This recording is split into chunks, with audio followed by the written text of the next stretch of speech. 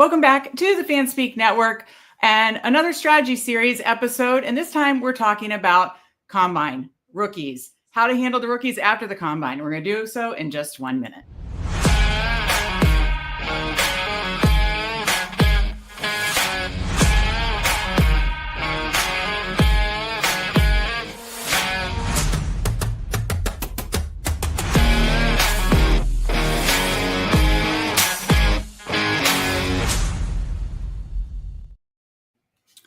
That's right. We are post NFL Combine, and the rookies are flying up and down the big board drafts on Underdog. And we are here to talk about it and talk about who we should still be drafting, who we should maybe be fading now. So we're going to go position by position and talk about these risers and fallers and how Steve is handling it. I apologize for we had some technical difficulties. That's why we're running about 10 minutes late. So I apologize for that. But we are here now, and we are ready to talk rookies. Always got to say hi to our guy, Jamie, in chat. Always good to see you, Jamie. I'm obviously joined by my brother, Steve, who knows scouting. He's been scouting for nearly 15 years now. Used to go down to the Senior Bowl and still keeps an eye on these rookies. And it helped him place fourth in the big board last year. So, Steve, how did you enjoy the combine? And are you ready to talk through rookies and how we target them? Yeah, no, it was an interesting combine. I think we see this rookie running back class is ridiculous, potentially one of the best of all time.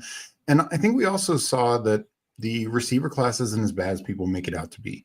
Not just the whole Travis Hunter's back in the receiver category for a lot of people, but a lot of these guys in the second round, not everyone worked out. A lot of these guys, first, I will say Matthew Golden, amazing performance. I did not see 4.3, sub 4.3. That was awesome.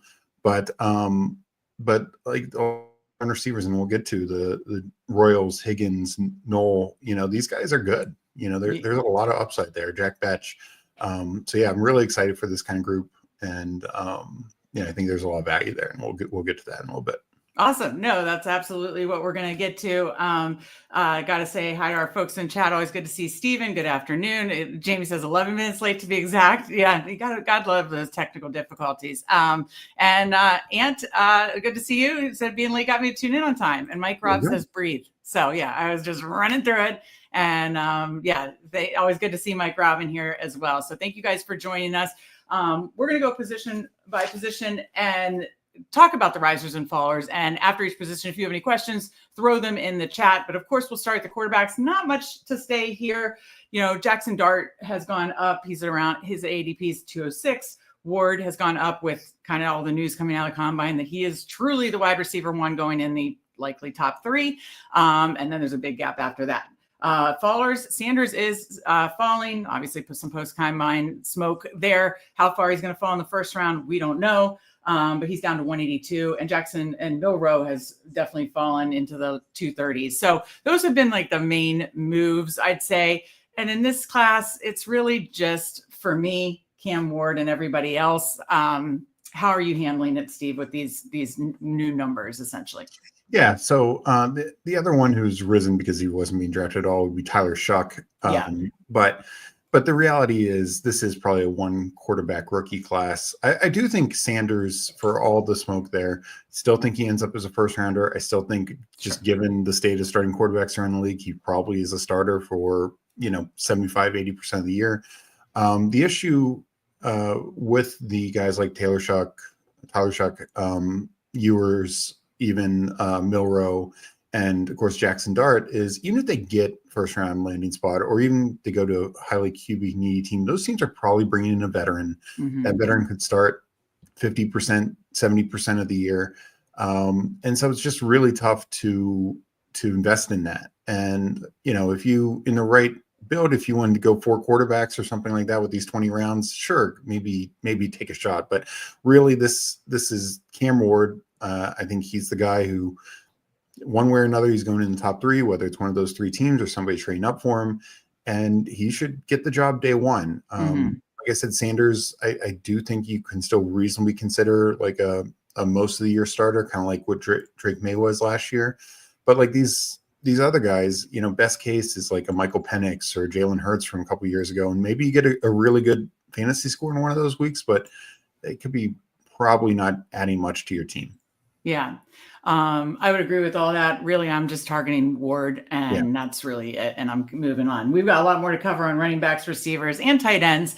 So we'll jump into that. Got to say hi to our guy, Tyler. Always love seeing Tyler in chat. Good to see you. And yeah, I did a draft. Check out Fantasy Sanctuary. Of course, they put out a ton of great content. I believe he and Tom do a live draft every Monday, and I got to jump in his second one. And that was fun the other day. So thank you, Tyler. That was awesome. Running backs. This is the important one. Awesome running back class.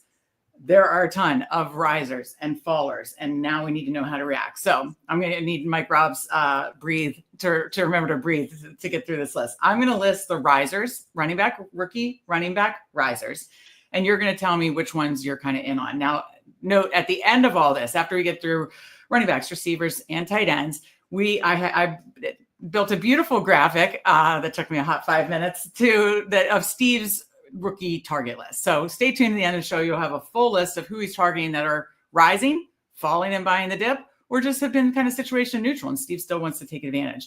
That list is something that I've been working off of and using. Obviously, it's been more through all the other shows that we've done, but now I have an actual list of Steve's rookie target list. We will go through that at the end. So rookie running back risers.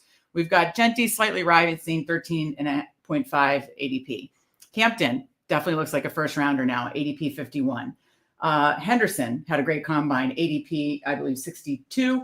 Judkins had a great combine, ADP 69. Then you have RJ Harvey and Giddens later. RJ Harvey, ADP 173, Giddens, ADP 181. And I missed Tootin, who has risen up to flown up after a great combine to 165. So how are you handling these running back risers, Steve?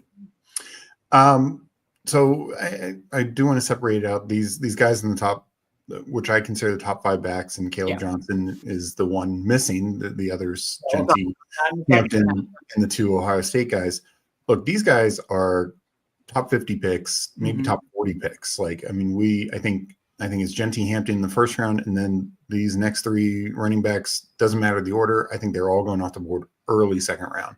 Yeah. So they should be walking into starting roles and significant starting roles. I love them. I love them. I want as much of them as I can, because this is a situation. And sure, we don't know who will get who goes to Ben Johnson, who goes to Chip Kelly. I mean, these are prime roles, but whoever does is going to pay off. Yeah. And the talent is just so much higher than we see in most rookie running back classes. I mean, think a couple of years ago we saw Breece Hall and Walker in the early second round, and both were paying off. I mean, Walker had some injuries, but both were paying off really nicely that year. These guys are all better than that. I mean, just simply put. And so yeah, I just am going to be continuing to buy them, because end of the day, a guy like Hampton, I think he's maybe going RB 15 right now, something like that, 15, 16. Real chance to be a top 10 guy. Real chance to be even a top 5 guy if the landing spot's right. And likely, if he's going in the back half of the first round, he could be going to a playoff team. So, I mean, he could just get a great.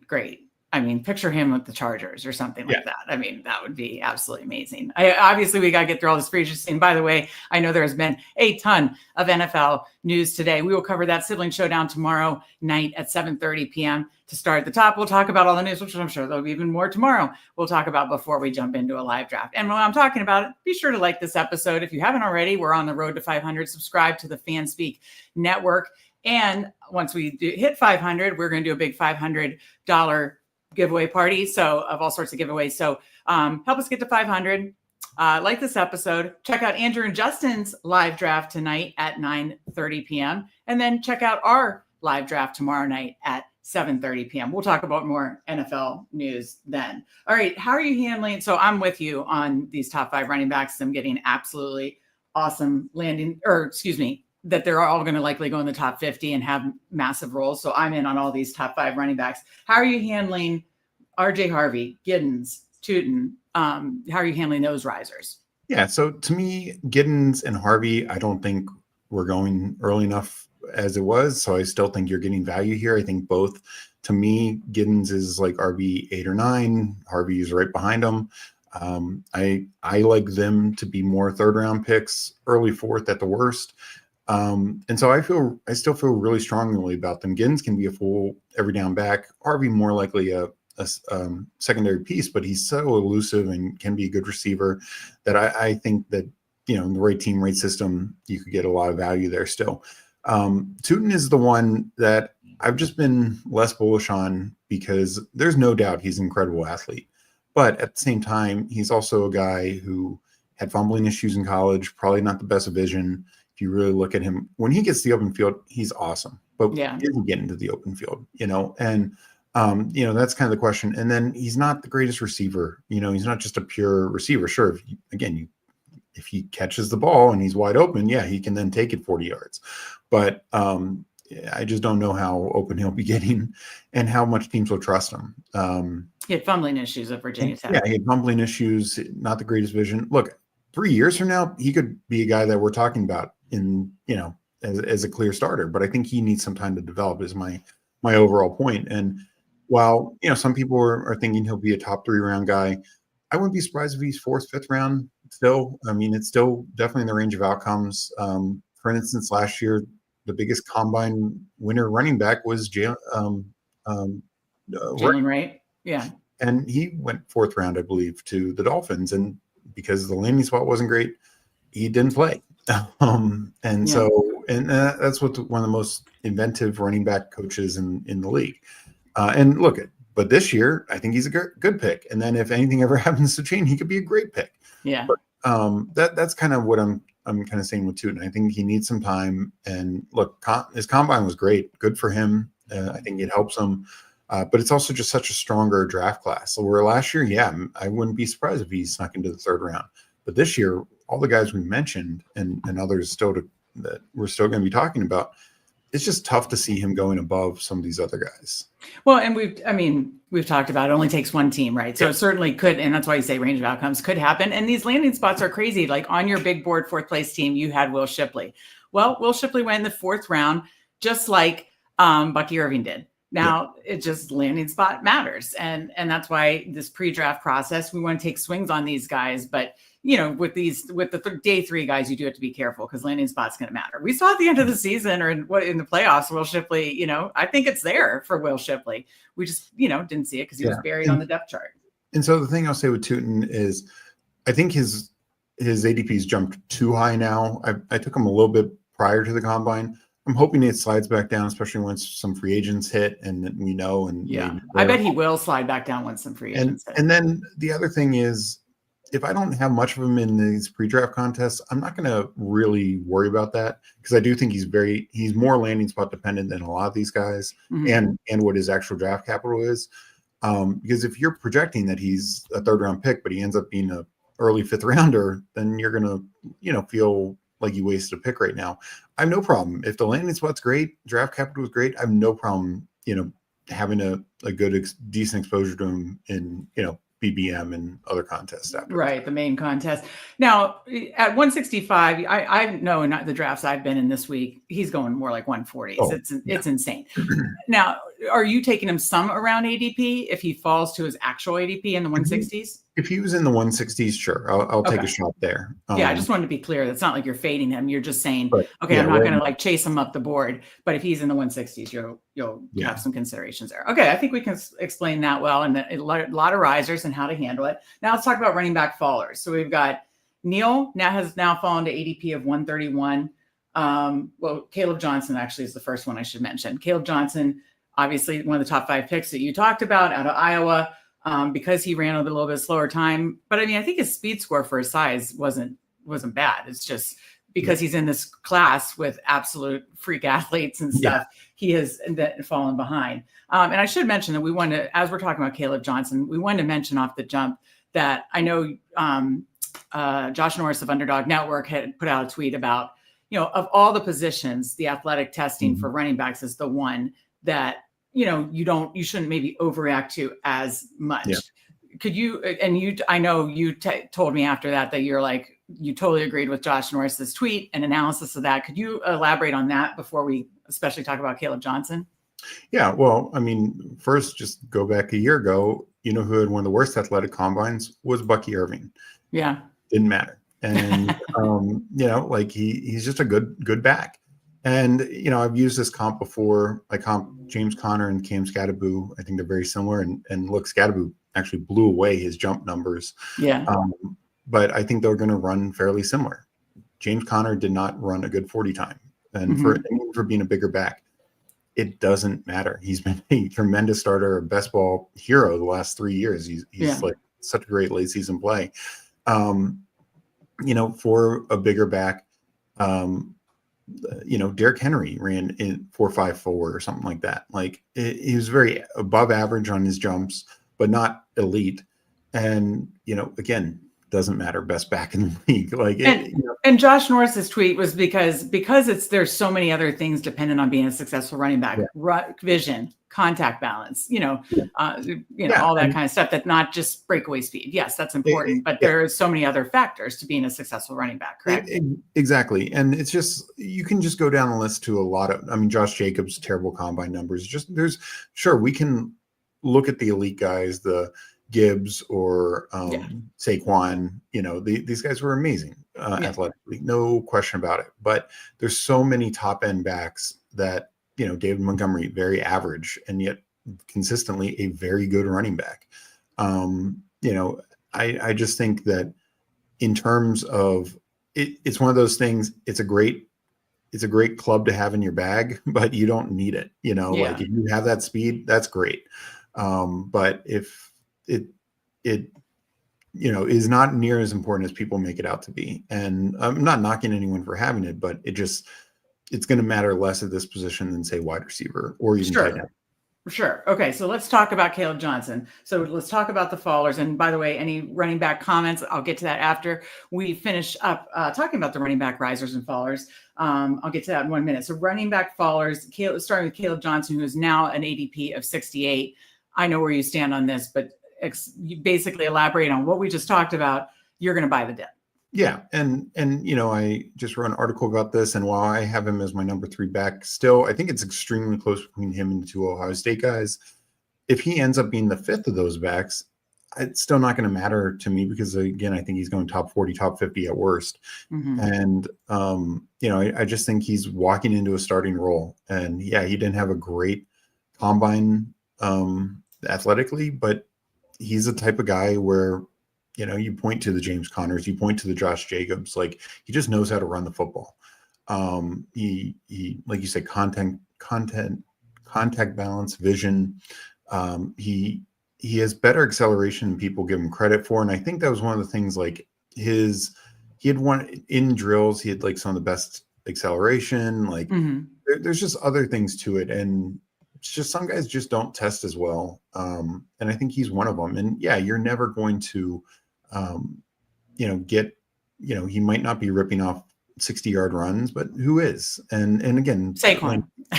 But here's the thing, like Saquon did with the Eagles. The year before with the Giants, he had 7 20-yard runs, not a single run that went for 40 plus.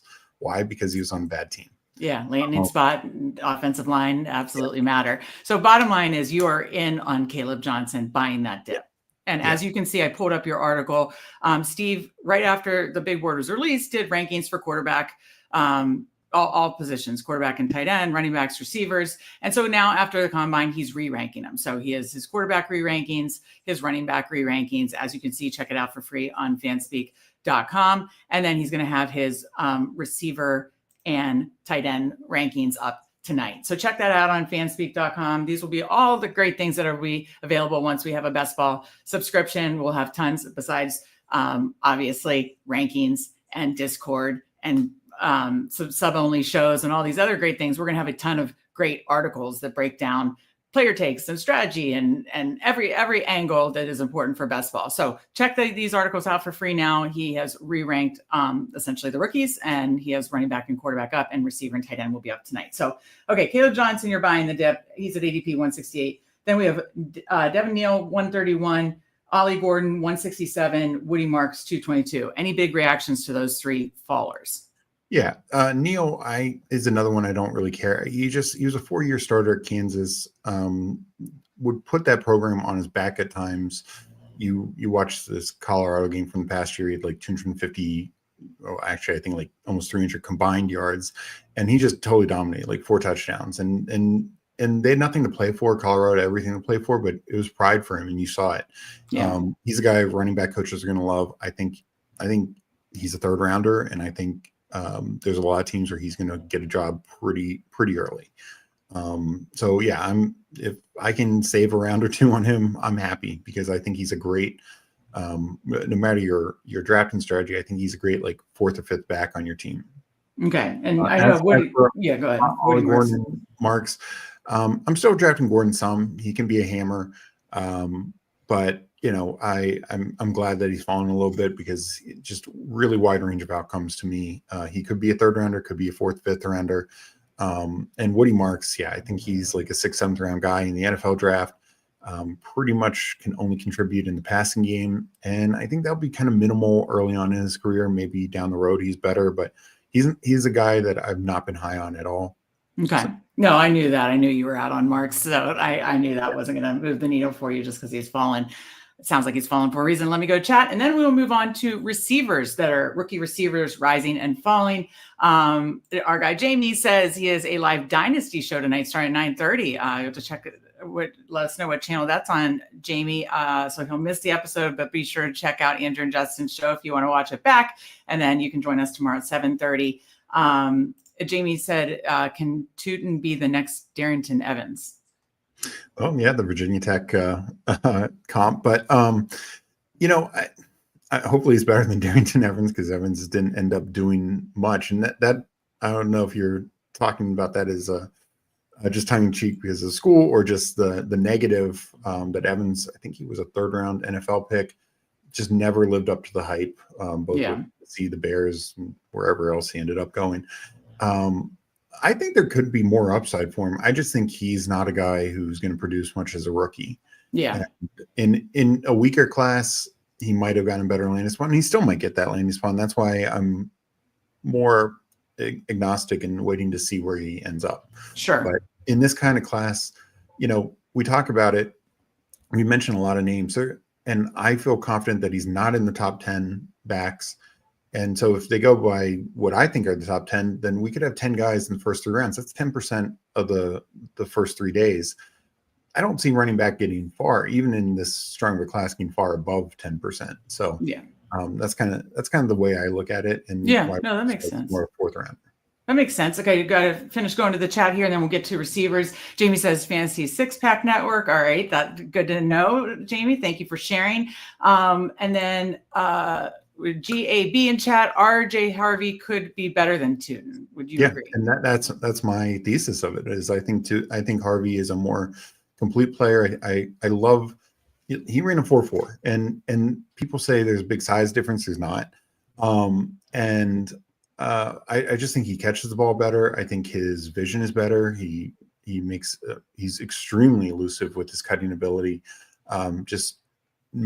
Created so many missed tackles at the collegiate level. Some of that will change. Obviously, it's better competition. But yeah, I actually believe Harvey is a safer pick and can be better for sure.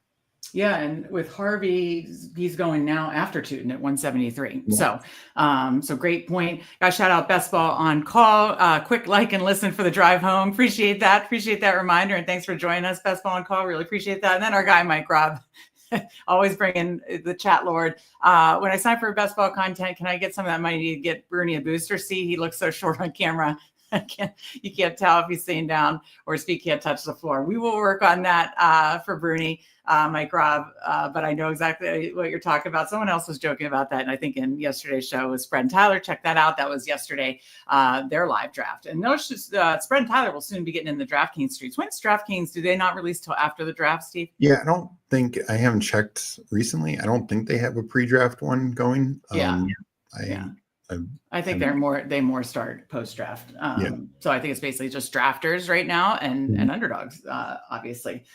Which, by the way, we're talking rookies. As soon as Underdog releases rookie sophomores, which I know for sure has been March the past couple of years, we will definitely do some live rookie and sophomore drafts because those go quick. So we'll jump on it quick, but we will be on that. Okay, now it's time to turn our attention to receivers, rising, falling. Receivers rising, of course, is Tet McMillan, ADP 44. Matthew Golden now had a great combine, ADP, I believe 82. And then Travis Hunter. Now, I think we moved the market last week. We did a show, we did an article. I don't think we moved the market. I hope someday we're moving the market. But Travis Hunter is now up to 120. We did a whole show about it last week. Check it out on the FanSpeak Network. I wrote an article about it on fanspeak.com. That especially in these 20 rounds, 25% advance rate, he is absolutely worth the swing in our opinion. And Steve and I want to be above 25% on him. So other rookies, Jaden Higgins, 174, Royals, 180, Noel, I just heard on a show that it's Noel is the pronunciation for that, 201. And then I know the one that you're out on is, I can't remember if it's Alik, Io Manor. Someone in Tyler's chat said I'm manure, which did the spelling out of that way. And maybe that's what you think. But these are the risers, Steve, that have kind of been rising since last week, since the combine. How are you handling them? I just mentioned Hunter, but how are you handling everybody else? No, I mean, these guys at the top, Ted Golden, I think those, Hunter, but I think those go 1, 2. I think Golden has probably jumped Mbuka and Burden for sure with his combine performance, because he was already a great route runner. So now you're getting some like Lad McConkey vibes here. Like, this guy's fast and this guy can run routes. He wasn't super productive, and that's the one knock on him. But other than that, like, there's very, very good upside here. And also early production, similar to McConkey. So yeah, I'm really high on them. As we talked about last week, Travis Hunter, I don't care if he's only playing 40% of the snaps. I think this guy is just so good. And keep in mind, just real quick, like, even if he's playing a lower percentage of snaps, most of those will be passing snaps. And his targets per route run are going to be extremely high. So even if he's only out there for 200 targets, it's not going to be like what a normal receiver is getting for 200 targets. Like, it's going to be just well above that. So it could be more like he's out there for 300 targets or at least 250, 275. So just keep that in mind. As for the other guys that were rising, Higgins, Royals, Noel. Yeah, I've been on them. Yeah, I've liked all of them. I liked them after the Senior Bowl. Noel, I had wondered if he was going to be more like a 4th round guy. Doesn't sound like it anymore. Yeah, he crushed the combine. Higgins and Royals both had great combines. Higgins, especially for his size. I mean, he's a legit 6. I think he measured in 6'4", but yeah, big, can be an X receiver, can play inside. So yeah, I mean, this is what I mean about this. The secondary group of receivers is actually really strong, and many were like 3-4 year starters, including these guys that we're talking about here. And so I think these are guys who can hit the ground running and just slide into a team and be their number 2 or number 3 very, very easily. So yeah, the one I'm out on is Io Manor. Look, I've said all along, good size, good upside. Everyone will point back to the 2 years ago, the Travis Hunter game where he absolutely torched Colorado and Travis Hunter. I just don't think it's there. And I don't think you can solely blame it on poor quarterback play. The numbers dropped this past year. I just think he's very raw. And he's, again, a guy who maybe 2-3 years from now, we're really excited for best ball. I just... look, we saw it with the Donnie Mitchell last year. Mitchell had more experience, really, and better production. And, he was just a more raw prospect. And there's a reason he couldn't crack the Colts rotation. And sure, that's a good rotation, but despite 2nd round draft capital, he couldn't crack it at all. Right. And, we've obviously seen with there even higher names who had much clearer paths, like Xavier Legette last year, like Quentin Johnson the year before. I mean, these guys had everything in front of them. Treylon Burks the year before that. I was gonna say, I didn't want to put too much pressure on you, but I've mentioned multiple times in our pre-draft shows that you have nailed it the past 3 years. So I'm seeing if you could make it 4 in a row. I don't want to. You probably want to wait to make the call until after you see the official landing spot. But he seems like he's your stay away. And sometimes the guys you stay away from are just as important as the guys you're high on. And you've gotten me off of Treylon Burks Quentin Johnson, his rookie seasons. But for a lot of these guys, it's more than that. Not Quentin Johnson, but you got me off rookie seasons of Traylon Burks, Quentin Johnson, who had very high ADPs, and then last year Leggett. And so, and you weren't high on Adonai Mitchell last year either. So no, especially once he went to the Colts, because he was a guy who was very landing spot dependent for me. And when he went to the Colts, I wasn't overly high on him, especially compared to like Worthy and McConkey and some of these other guys. And then landing spot, I just didn't see a path, especially on a team that wasn't going to throw a ton. Well, and their quarterback's ass too. Yeah. But he, like you said, he didn't even crack the starting rotation. So again, sometimes these raw prospects, even if they get the draft capital like Leggett last year in the first round, end of the first round, it doesn't always translate in year one. And that's kind of how you feel about Io Manor and you're staying off of him. Okay. I think that's important. So we'll see if you can make it 4 years in a row here, Steve. I like it, but all the other guys that are rising, Tet, Hunter, Golden, Higgins, Royals, no, you're in on. Yeah, sign me up, because the first three are like clear starters.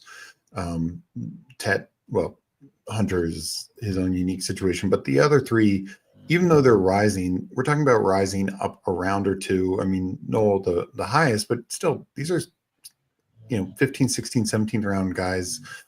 Sometimes could still maybe slide one to the 18th, and it's like they actually have real chances to be 2s or 3s on teams. And sure, are they all likely going to hit? No. And some of it could be a situation where they're just buried. They go to a team that already has like 3 good receivers or 2.5, whatever. So that's a factor, but I think they're all like second, third round picks at worst in the NFL draft. And I'm excited for them, because I think there's a lot of upside in that group. Yeah, and like you said, a lot of value, especially with those later guys like Higgins, Royals, and Noel. So fallers, this could be pretty quick. Wide receiver, rookie fallers. Isaiah Bond down to 157, Restrepo down to 175, Tez Johnson plummeted after, a very disappointing 40 time and the smallest, one of the smallest wide receivers, literally. Those are the big three. I know you said Savion Williams. It feels like he's yo-yoing. I know he was one at first. You said was Rob, you are intrigued because he could play like a Cordell Patterson role. So how are you handling these fallers? Yeah, so just first on Savion Williams, I did like hearing at the combine that he worked out some as a running back. Teams are talking to him about that, because that's how he's going to get value.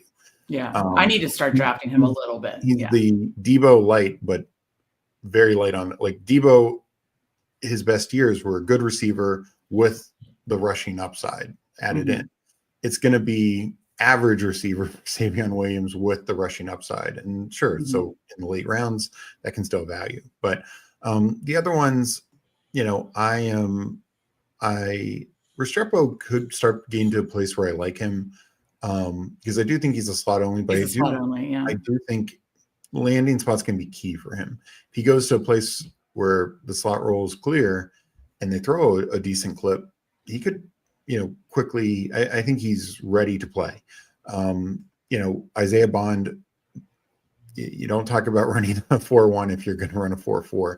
And he's fast, but he's a guy who I just think that I'm going to stay away from, let him fall a little bit more. And same for Tez. I mean, I might take some 23-round shots at Tez. One thing I will give him credit for, because nobody's giving him credit, is he had one of the better 3-cone and 20-yard short shuttles. That's going to be his role. Quick, gadgety, underneath receiver. Timing is perfect for this question. Who Hams? How much stock do you put in Tez's elite 3-cone? So perfect timing. So exactly. That can be his role, and he is. It's not necessarily the greatest fantasy role, and you're going to need a good landing spot. You're going to need a creative coach, those types of things.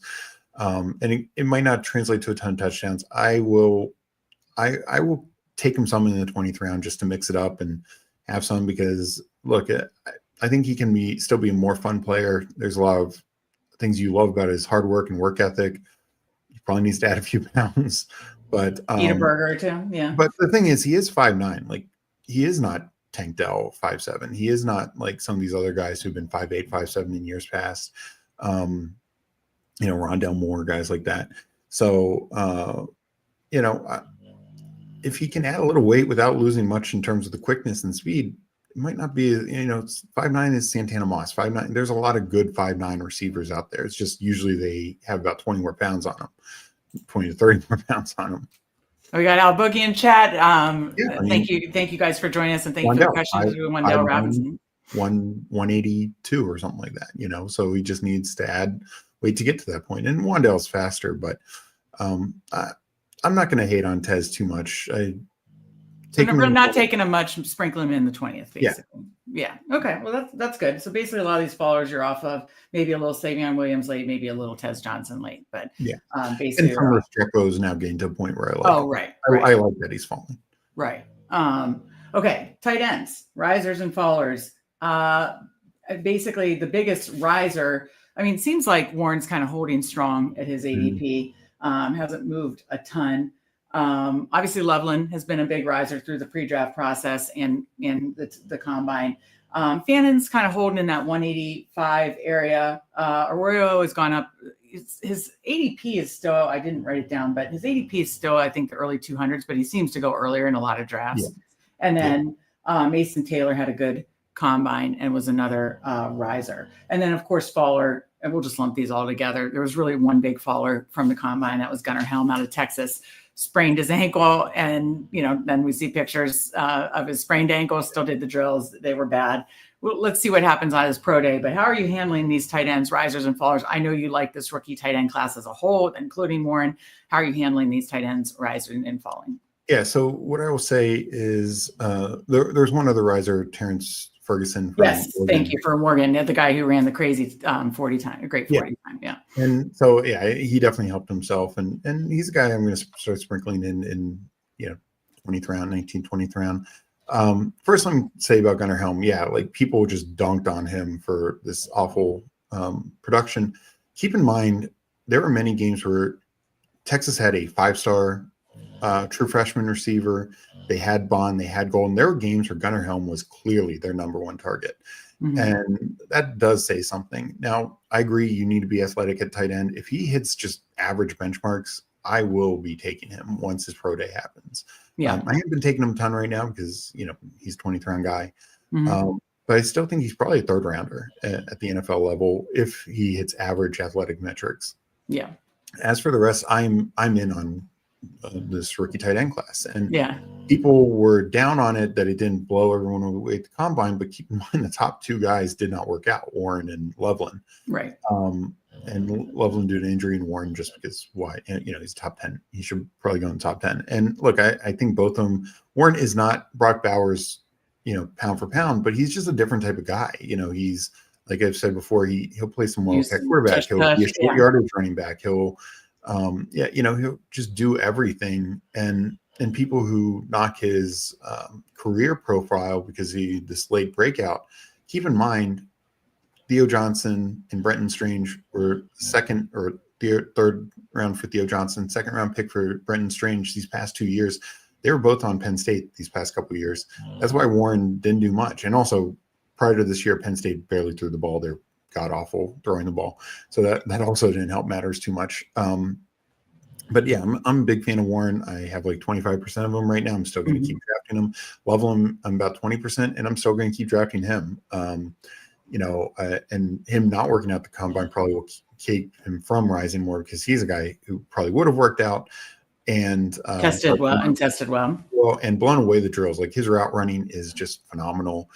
That was the other thing, like that Ferguson was just so good in the in like some of the receiving drills. Yeah. Fannin, look, he's a tough guy. I think we all hope that he'd be a bit more athletic. He just dominated in college. I mean, he led the nation in receiving yards, not just tight ends, nation, tight ends or receivers this past year. He's young, and look, it's going to take a creative coach to use him right, but I'm still taking him because where we're getting him late is fine. He didn't run because he was injured at the Senior Bowl, right? Fannin? No, Fannin did run, but Fannin did run. Okay. Average time. Okay. And Arroyo is the one who didn't run. Oh, okay. It was who was the one injured at the Senior Bowl? Arroyo. Okay, I got it mixed up. My fault. And so, I've been taking him because I do think excuse me, when he does test, he will test pretty well. Had earlier injuries in college, but broke out this past year with Cam Ward. And can just be that really athletic tight end. And there's a lot of teams where I think he could start or really push for a starting job. And same with Mason Taylor. And the other thing with Mason Taylor, the bloodlines, you can't ignore it.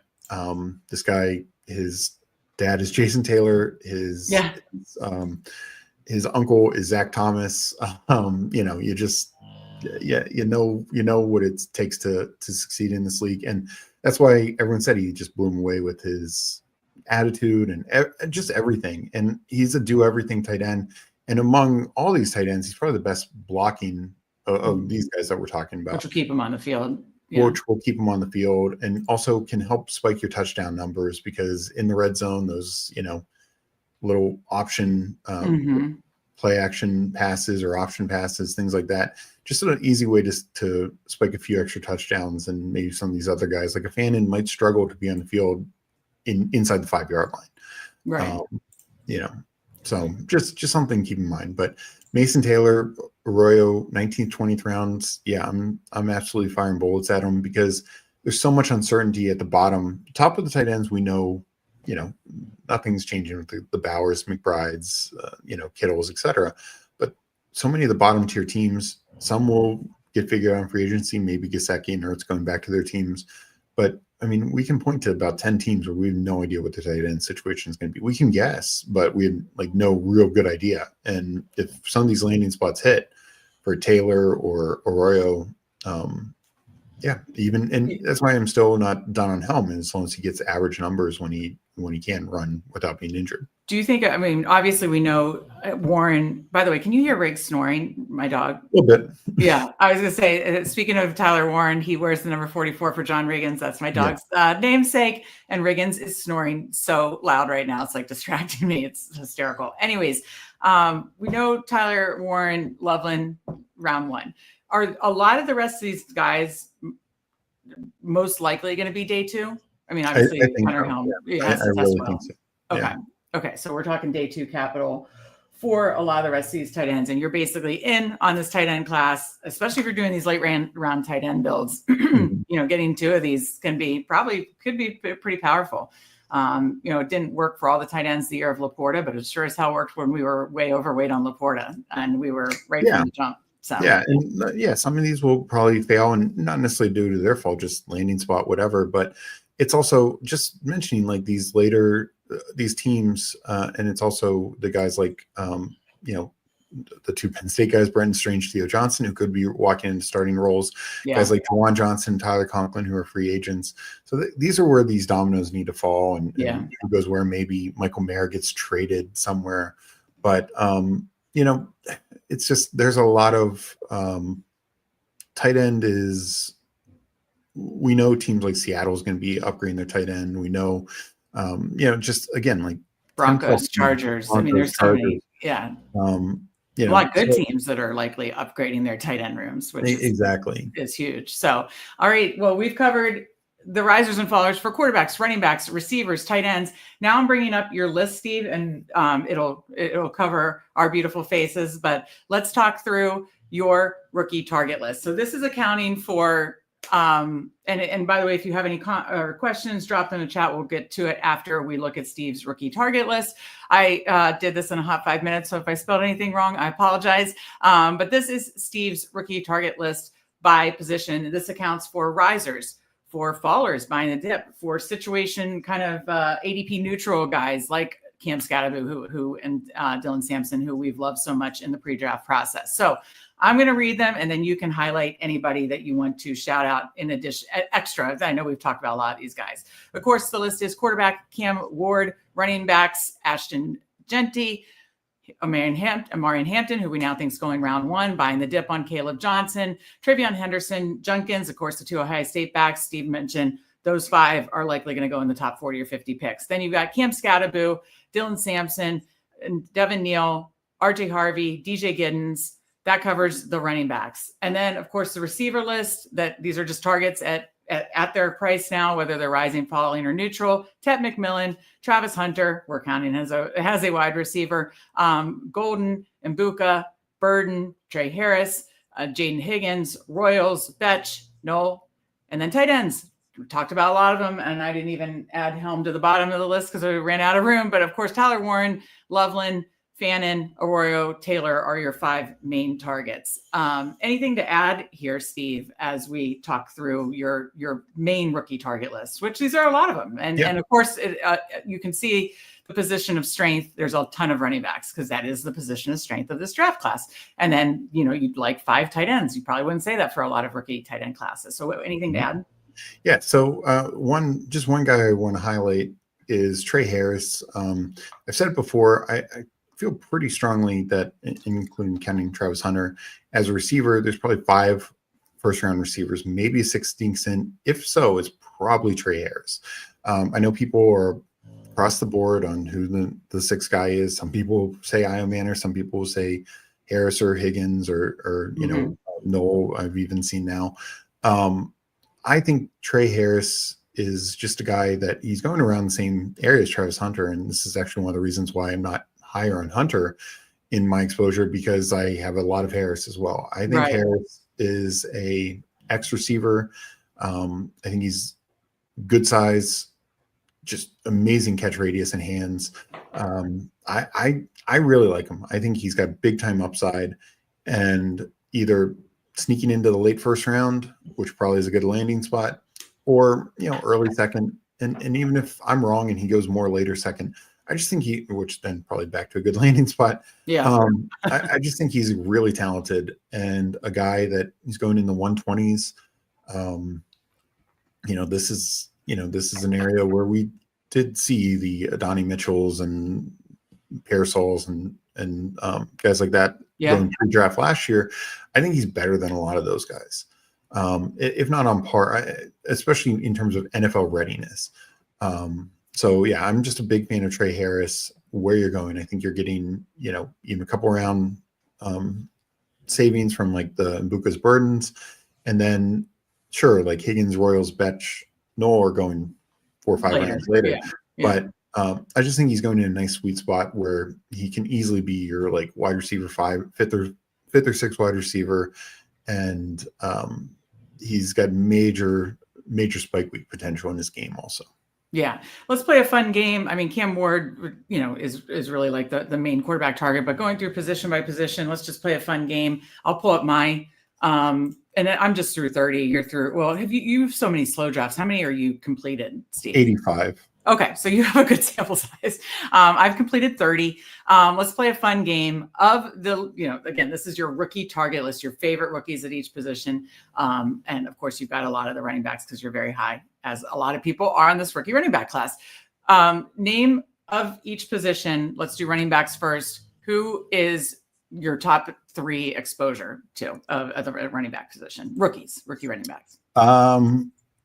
It's Cam Skattebo, 35%. Yeah. Hampton, Neal are 22%.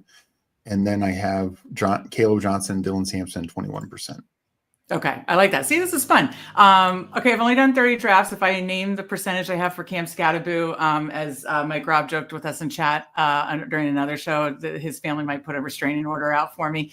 But Cam Skattebo is my high list. Then Dylan Sampson, and then Amari and Hampton. I'm very happy I have 26%, followed right behind by Giddens at 23, Junkins at 20. And I want to get more. I want to get more Caleb Johnson now he's fallen. I have 16% him and Travion Henderson. I want to get more of both of them. Obviously, Henderson's rising, Caleb Johnson's falling, but I want more of both of them because I want to be very, like you said, high on a lot of these rookie running backs. So, okay, rookie receivers. Who are your like top 3 rookie receiver exposures? Luther Burden, 31%, Betch, 28%, Tet, 22%. Harris and Hunter. As I say, can include Travis Hunter, obviously. Yeah, Harris and Hunter are both 21%.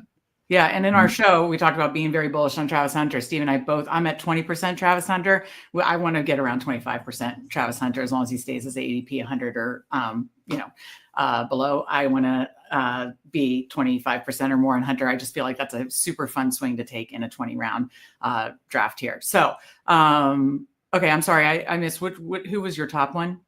Burden, 31%. Okay. And I'm sorry, who were your next two? I was looking at mine. Betch 28%, Tet 22%. Okay, nice. And then Harrison Hunter at 21. Harrison Hunter. Okay, mine is Higgins, 33%. Let's see, Betch 23%, and Harris and Hunter 20%. I do want to get higher on both of them. So, and then tight end, Steve. I mean, I know you talked about how much you love this class. Where are you at exposure wise? Let's put our money where our mouth is. Tyler Warren, I'm at 25%, and then Arroyo, Fannin, and Loveland, I'm at 20%. Nice. I like that. I'm at go Mason ahead. Sorry. Taylor, I'm at 9%. I need to get more of him. I barely have drafted him. He's the one, and I only have Arroyo 10%, so I want more of that. So I have Loveland 26, Tyler Warren 23, Fannin 16. So yeah, I definitely want to raise up Arroyo at 10, Fannin at 16, and then kind of keep it right where, keep drafting Loveland and Warren to keep it in that like 20 to 25% range. So, all right. Well, let me remove this. That was a fun list. I'll have to tweet it out too. But that was a fun list. We had a question from Jamie. Any hope for Ricky White? I've heard them talk about him as I've watched a ton of shows this week at post combine, more like a special teamer, right? Yeah. I was a bit disappointed in his combine, but he was highly productive at UNLV for the last 2 years with just god-awful quarterback play and offensive system. So, he's a guy who I think is going to go day 3, probably 5th, 6th round. I was maybe hoping more of 4th round, but probably more 5th, 6th round. And we'll see. I think he's a more, polished wide receiver. But yeah, the not great combine numbers didn't help him. But so draft capital and landing, I mean, it might not be great, and landing spot's going to be. Yeah, I mean, long term, I like the player. I mean, he, again, very, very productive at college, despite not a lot around him. Oh my God, the snoring, Reagan's snoring is just so loud. Appreciate the question, Jamie. Got to say hi to our guy, Spread. Check out Spread and Tyler's show from yesterday. He says, hey guys, we got Disbanded Brotherhood in here. Good to see you as well. Mike Robb says, crazy I hear Steve talking, but he's still smiling. I mean, I made a killer graphic. But no, I like having that. It's like the Steve's rookie, target cheat sheet. So I like it. I'll be sure to share that on Twitter as well, but hopefully more people watch and hear this full breakdown. This has been fun. It's helped me, helps anytime I do a rookie show with you, it helps my process. Ames says Disbanded always gets straight to the point. I like it. We appreciate everybody in chat. Thank you so much for joining us. If you haven't subscribed already, be sure to, as we are on our road to 500 subs, and we have best ball shows every single weekday, and we're only going to be ramping up more throughout this best ball pre-draft and of course post-draft season. So we love seeing you guys in chat. Steve, final thoughts for the people as we, take this rookie information and use it hopefully productively in our big board drafts. Yeah, and look, if some these are, there's some other rookies you're on, I'm still going to have exposure to some of them, just not as high as these numbers where I'm definitely looking to be overweight on the guys on my list. And that, because I will have Shador Sanders, I will have, some Ollie Gordon and, Tootin and some of these other guys, but just, looking at the right price and not going to necessarily be overweight. So just keep that in mind. And if there's a guy you really love, go for it. But, I do think there's some bit more risk with some other guys. So, rookies, this is a much stronger rookie class overall than I think people initially thought. Running back, we knew all along. Tight ends, very good. And I think receiver is better than people originally thought. So, draft accordingly, and I think it can pay off for you. Absolutely. And, we talked about it from the jump that, the winner of Big Board had 10 rookies. You finished in 4th place. I mean, the swinging doors of a finals of, if you look at like the top 10 or 15 teams, that's what's so beautiful about best ball. You can win in so many different ways. The winner of Big Board last year had 10 rookies. You had 3 rookies. Yeah. I forget Saints to Death who chased you.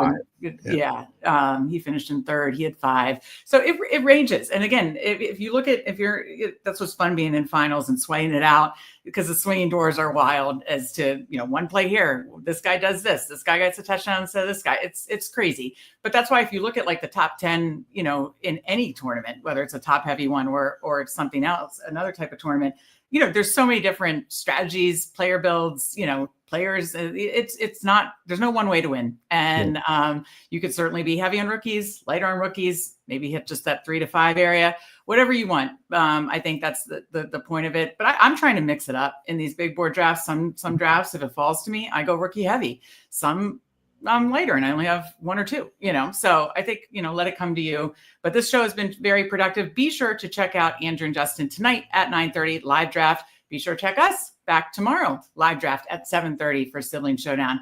We appreciate you joining us. Thank you so much. For Steve, I'm Meg, and we will see you next time.